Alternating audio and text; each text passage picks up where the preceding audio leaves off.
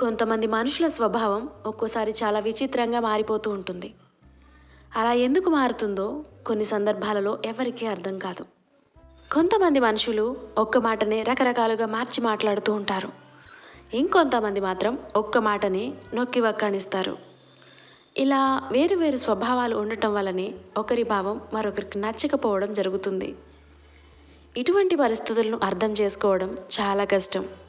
కానీ ఇప్పుడు నేను చెప్పబోయే ఈ అంశం తెలిస్తే ఎలాంటి పరిస్థితులనైనా చాలా సులభంగా అర్థం చేసుకోవచ్చు.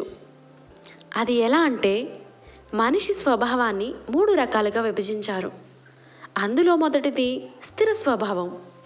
స్థిర స్వభావం అంటే ఒకే విషయాన్ని నొక్కి వక్కాణిస్తూ నిలకడగా మాట్లాడుతూ ఉండటం.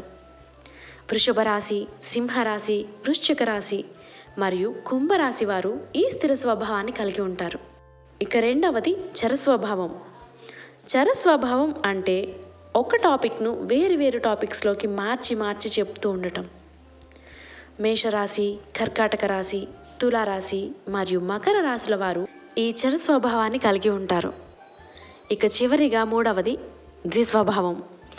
ద్విస్వభావం అంటే నిలకడగా మాట్లాడుతూనే అవసరం ఉన్నా లేకున్నా వేరువేరు టాపిక్లను యాడ్ చేసి ఎదుటి వారిని ఒప్పించే ప్రయత్నం చేయడం. మిథున రాశి, కన్యా రాశి, ధనుసు రాశి మరియు మీన రాశుల వారు ఈ ద్విస్వభావాన్ని కలిగి ఉంటారు.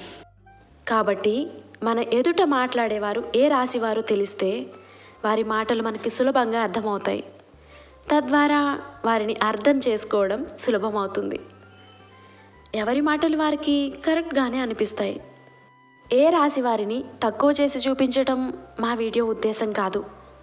కానీ ఎదుటివారిది ఏ స్వభావమో తెలిస్తే వారి మాటల్లో ఆంతర్యాన్ని ముందే గ్రహించి అసలు విషయాన్ని అర్థం చేసుకోవడం సులభమవుతుంది అని చెప్పడమే మా వీడియో ముఖ్య ఉద్దేశం. ఈ వీడియో కనుక మీకు నచ్చితే కామెంట్ చేసి షేర్ చేయండి. లైక్ చేయడం మాత్రం అస్సలు మర్చిపోవద్దు.